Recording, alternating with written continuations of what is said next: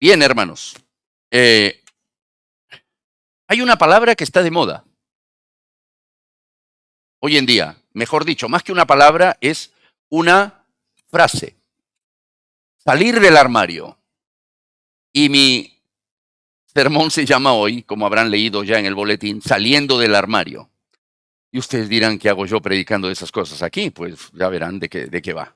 Vamos a buscar en nuestras Biblias, en Mateo, en el Evangelio según Mateo,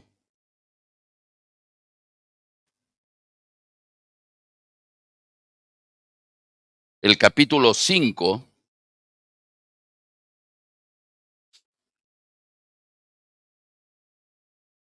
a partir del versículo 13.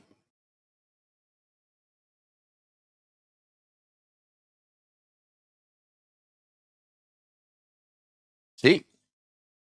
San Mateo capítulo 5, versículo 13. Leo. Vosotros sois la sal de la tierra, pero si la sal se desvaneciere, ¿con qué será salada?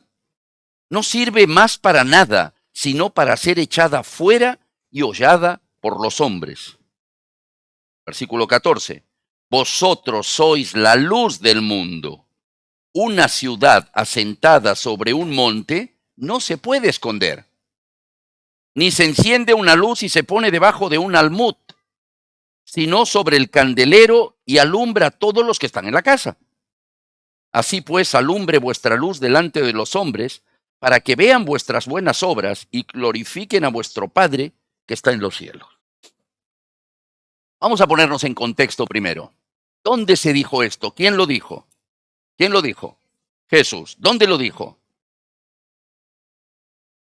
En el Sermón del Monte. Y el Sermón del Monte fue predicado en un monte, por eso se llama el Sermón del Monte, en una colina, en un monte elevado, cerca del mar de Galilea, ¿verdad? Y ahí Jesús dio el famoso Sermón del Monte.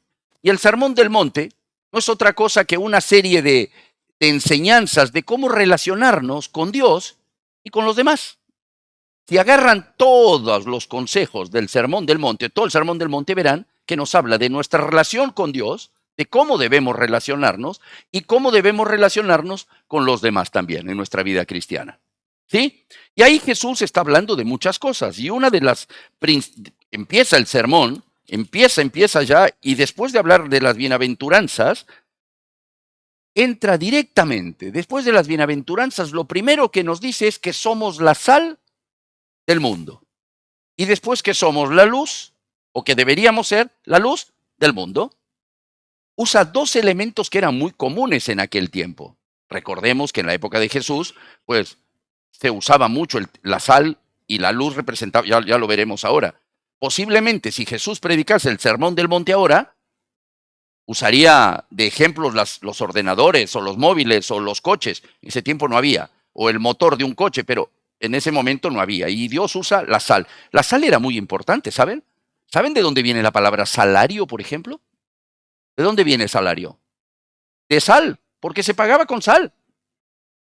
Sí, creo que, no sé si me equivoco, que me corrijan, pero creo que el salario de un soldado romano que estaba afuera era 2 sacos grandes, no sé de cuántos kilos, de sal. Le daban 2 sacos de sal. ¿Sí? No sé si lo sacaban del Mar Muerto, ¿de dónde lo sacaban? De alguna mina, de algún yacimiento donde había sal, ¿no? De algún salitre, no sé. Sacaban esa sal, entonces, ¿qué hacía el que le pagaban con la sal? Iba y los vendía en el mercado, y con eso obtenía el dinero. Y ahí viene el salario. O sea, la sal era muy usada. La sal también se utilizaba, ¿y por qué era tan preciada? No había neveras. Entonces, el método de mantener los alimentos era con la sal. La sal se usaba para purificar. Había baños que se realizaban con sal. Bueno, ahora están de moda, ahora en cualquier spa, el baño de sal, ¿no? Y la sal sobre todo se usaba para darle sabor a las comidas. O sea, Dios nos dice, ustedes son la sal porque nosotros supuestamente tendríamos que darle sabor al mundo. Y si nosotros no cumplimos esa función, dice, la sal no sirve para nada. Creo que a nadie le ha pasado, pero imagínese usted se va a comprar sal al supermercado, le pone a la comida y no sala, le tira todo el paquete y no sala. ¿Usted qué dice? Esto no sirve, lo tiro. porque la compré para salar, no la compré para que sea más picante la comida, para que le dé color, sino para que le dé sabor. Y después vamos al otro elemento que usa Jesús para darnos su consejo, los versículos que estamos estudiando hoy, la luz. La luz era muy importante en ese tiempo. Para el pueblo judío, en realidad significaba Dios, ¿sí? Dios siempre se manifestó a través de luz. Entonces, la luz representaba la presencia de Dios y aquí en el consejo de Dios, lo que debería ser la vida de sus discípulos. Y dice, vosotros sois la luz del mundo, ¿sí? Una ciudad sentada sobre un monte no se puede esconder. ¿Cómo se va a esconder? ¿Han viajado ustedes alguna vez? Ustedes ven que las ciudades más antiguas aquí en España, yo le mostraba a mi tía ahora que veníamos desde Valencia por aquí o entrábamos en algunos pueblitos. ¿Ustedes se han dado cuenta que cuando viajamos se ve a lo lejos la ciudad como elevada en una colina? ¿Sí? Y cuando viajamos de noche, ¿cómo sabemos que estamos cerca a una ciudad? Por las luces que se ven. Ah, mira, ya estamos cerca porque ahí están todas las luces. Una ciudad, dice, asentada sobre un monte, no se puede esconder. Es más, sigue diciendo, ni se enciende una luz y se pone debajo de un almud. ¿Saben lo que es almud? Es un almud. No. En esos tiempos, un almud es una caja. En esos tiempos, en vez de comprar, dame 3 kilos de trigo, era una unidad de medida para el trigo y para esas cosas. Entonces, en vez de decir, dame 3 kilos de trigo, ¿sí? Se decía, dame 3 almud de trigo. Entonces, el almud tenía una medida determinada, llenaban así 3 almud de trigo, pues mi abuelo tenía una tienda que vendían comida y todo, ¿no? Y yo me acuerdo que en ese tiempo, cuando compraban, metían, el kilo ya venía puesto, por ejemplo, el maíz, por ejemplo, ¿no? Eso era un recipiente, lo llenaban y ya sabían que había 1 kilo. Y se ponía. O cuando se compraba la leche, no sé si aquí en España también, pero en muchos de nuestros países, los que venimos de fuera, pues la leche ya venía en una medida, que venían y te la ponían y te la servían. El litro lo tenían ahí, tenías que confiar que ese era 1 litro. Si tenía menos, no sé, pero te ponían. Y encima para venderte te decía muy, mire, se lo doy rebosando, se lo doy rebosando. Y entonces te lo podría dar un poquito menos también. Entonces, un almud es una caja.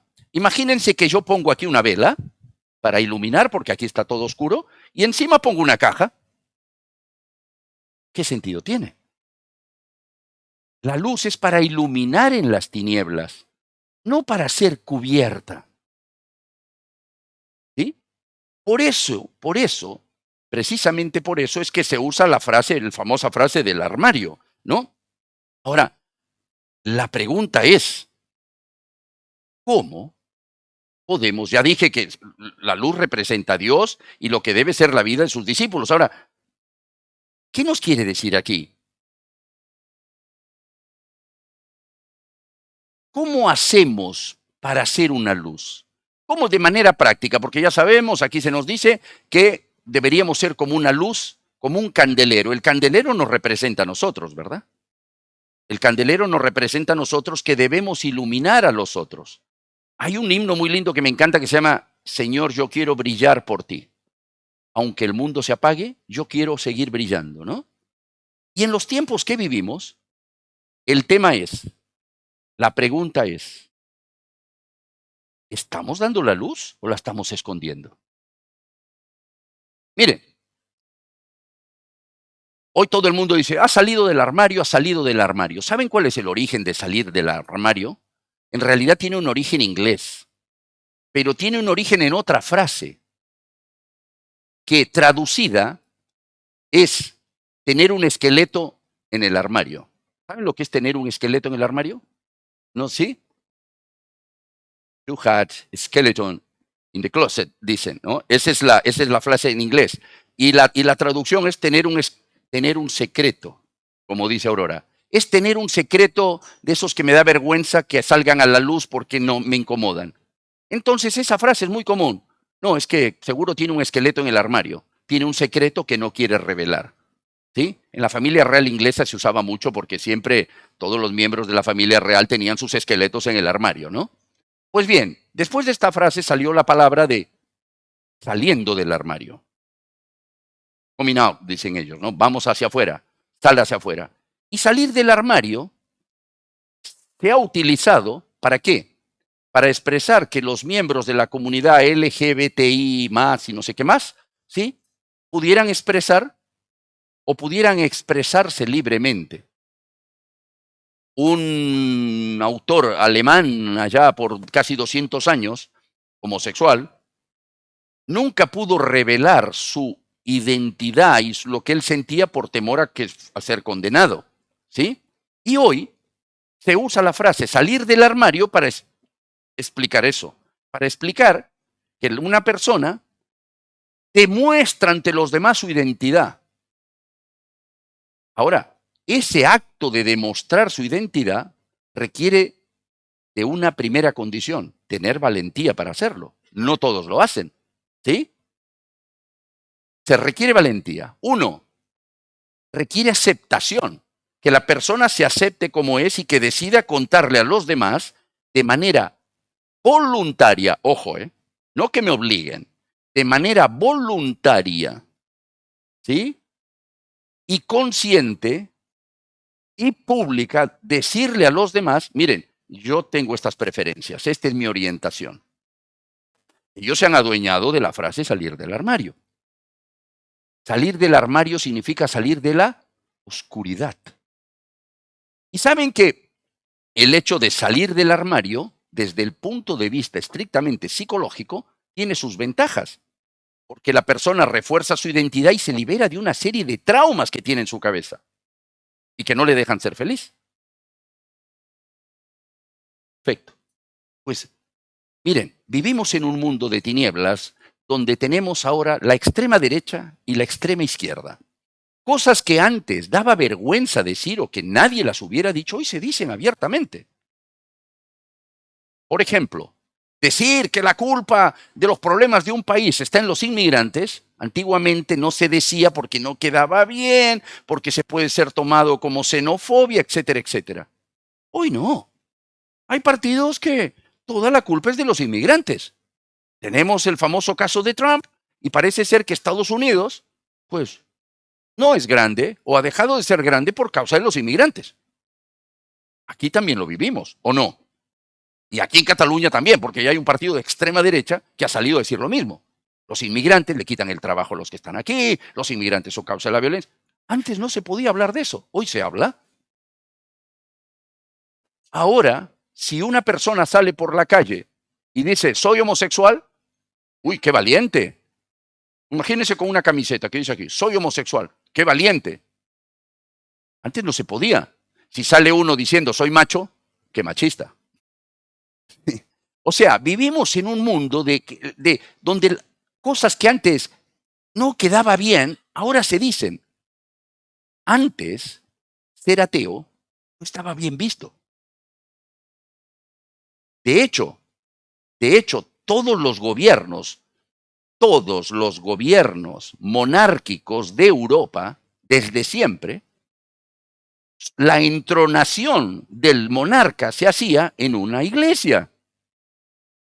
¿O no?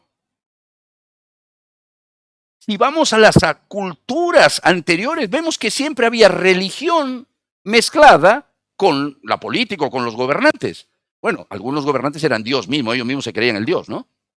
Entonces, siempre, o sea, el mundo vive hoy en día en una serie de ideas falsas que se propagan y que se dicen y que han ocasionado situaciones como las que vivimos hoy. Guerras que no tienen sentido, genocidios que se cometen y que muchos dicen, pues yo lo defiendo. Antes defender una masacre era, no queda bien.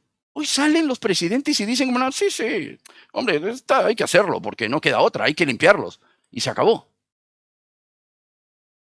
O sea, decir como antes, bueno, no me quiero meter en temas de política, pero a lo que voy es que vivimos en un mundo de confusión, donde ahora parece ser que el ser cristiano da vergüenza. Da vergüenza. Ahora resulta que los cristianos, calladitos, nadie dice. Les pregunto, ¿sus vecinos saben que usted es cristiano? ¿Saben lo que usted cree en Dios? Sus compañeros de trabajo. Digan la verdad. No me respondan aquí, cada uno. ¿Saben que usted es cristiano? ¿Saben que usted cree en Dios? ¿Su familia sabe que usted cree en Dios? ¿A cuánto les da vergüenza salir y decir, mira, yo creo en Dios?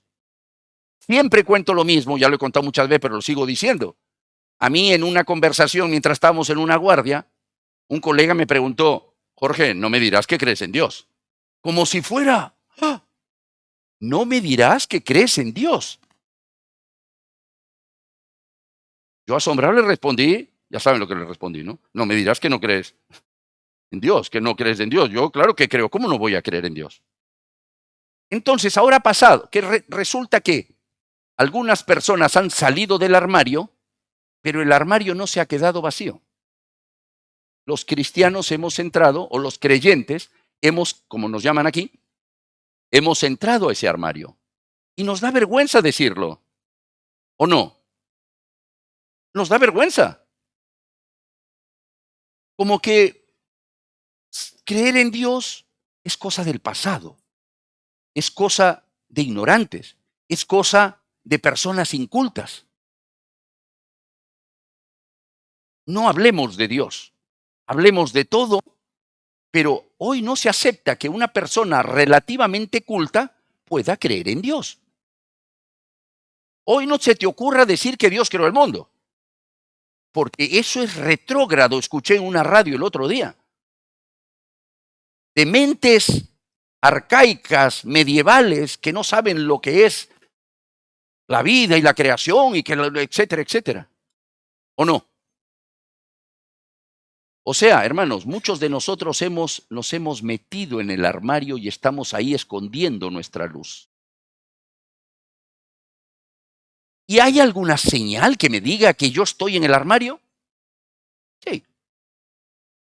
Cuando venís para la iglesia, ¿te da vergüenza llevar la Biblia en la mano? Si te da, cuidado. Estás en el armario. Estás sintiendo lo mismo que muchas comunidades de diferentes orientaciones o que muchos colectivos, vamos a decir, más que comunidad, que muchos colectivos sentían antes cuando eran condenados por su manera de pensar. Te vas a una reunión y te dicen que no, en un día que no puedes ir y vos das 1000 explicaciones pero no dices por qué no vas. Cuidado. Comentas, ¿te atreves a hacer una oración a la hora de comer? Que la oración a la hora de comer, cuidado, no quiere decir que sea obligatoria, mandatoria, que sea una cosa que tenemos que hacerla sí o sí, o que tiene algún poder salvador o vivificador. Es simplemente una muestra de gratitud a Dios porque lo has hecho. ¿Sí? Aunque, paréntesis, cuidado que esto se convierta simplemente en un rezo. Ya saben que la diferencia entre la oración y el rezo es que el rezo repites las cosas sin sentido y no porque realmente lo sientes. Yo me acuerdo que cuando estaba en el cole, ya saben que yo estudié en un colegio salesiano, y bueno, era adolescente y no me portaba siempre bien. Y resulta que, pues, más de una vez me mandaron, o sea, dependiendo al tipo de pecado que tenías, pues te mandan a rezar una cantidad de Padre Nuestros y Ave Marías. Una vez a mí me dijeron hacer rezar 10 Padre Nuestros y 50 Ave Marías. De acuerdo, ¿no? Mis amigos se burlaban de mí. Ah, te he hecho rezar un montón, porque claro, me había mandado una, seguro. No, no les voy a decir qué. El tema es que yo me recuerdo que yo lo que quería era salir rápido, rápido de los 10 Padres Nuestros. Ya empiezas a hacerlo en una velocidad que ni vos mismo, que ni vos mismo entiendes.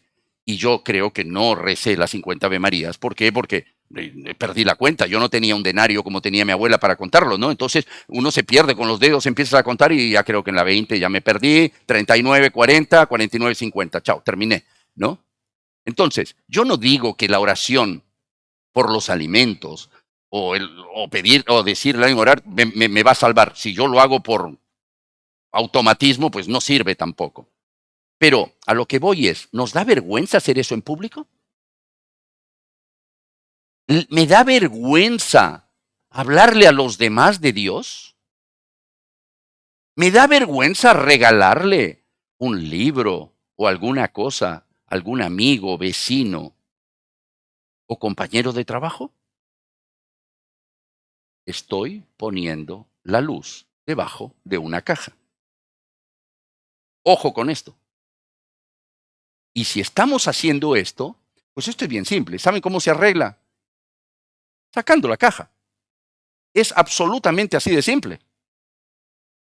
Es así de simple. No hay que hacer nada que requiere preparación. No, no. Ahora, ojo, Dios dice, debéis ser la luz del mundo. ¿Y qué significa ser la luz de los demás?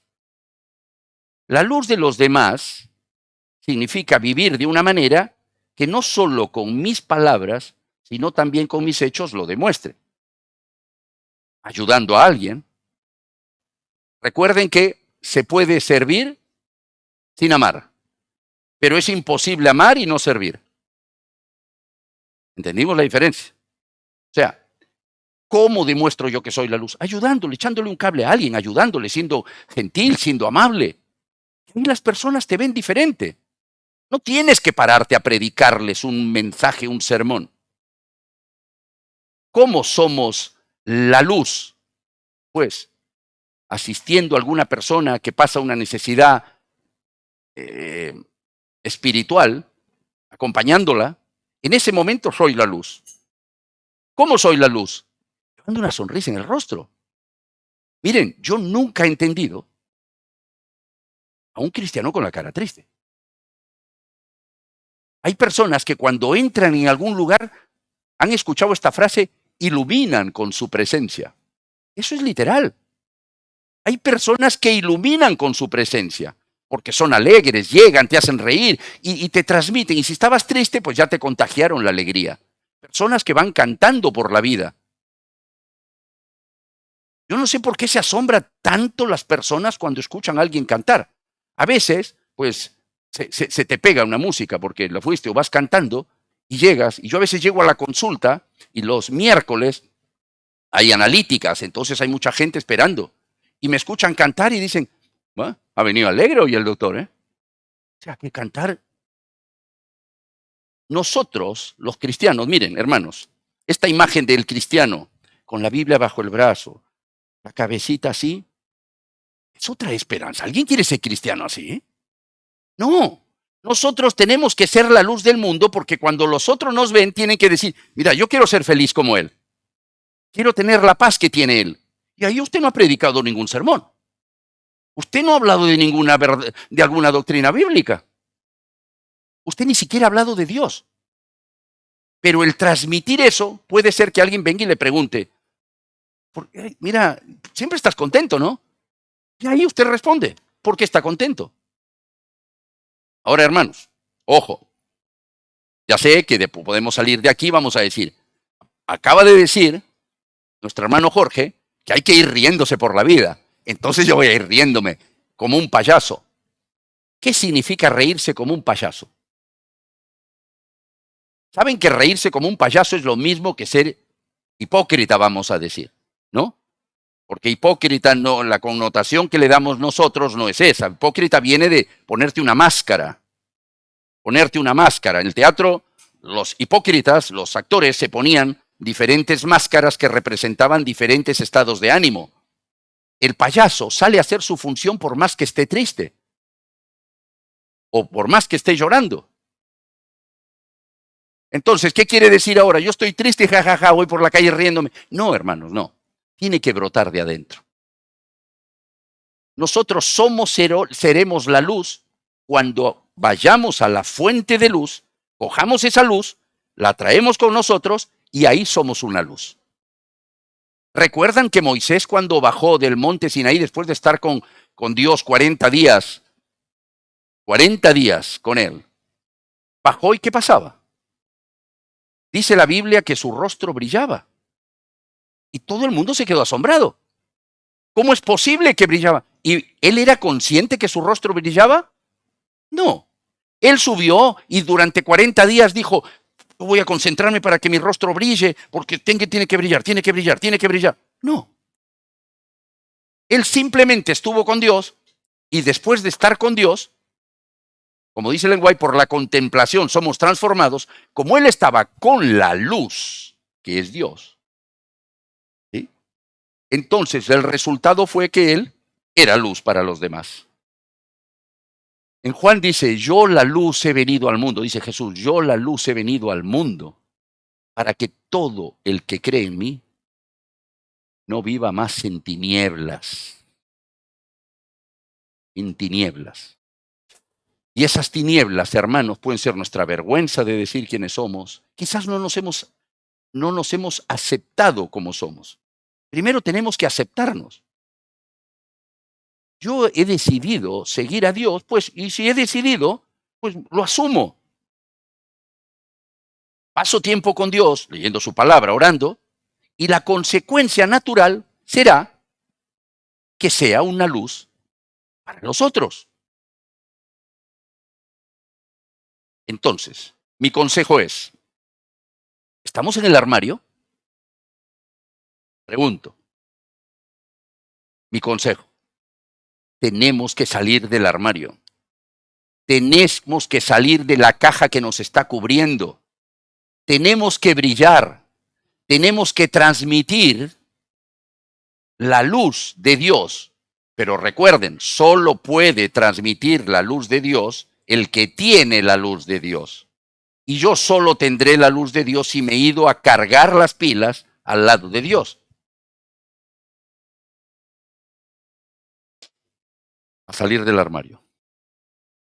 Salgamos del armario. Recuerden que requiere valentía, que primero requiere aceptación, que requiere valentía. Y cuando salimos del armario, se produce una paz en nuestros corazones porque dejamos de tener una doble vida. No tengamos vergüenza. No más faltaría que ahora todos los demás no tienen vergüenza, todos salen del armario y lo dejan libre para que los cristianos empecemos a entrar en él. Que el Señor nos dé valentía para que podamos salir del armario y para que podamos brillar y ser una luz para los demás. Ese es mi deseo y oración. Feliz sábado.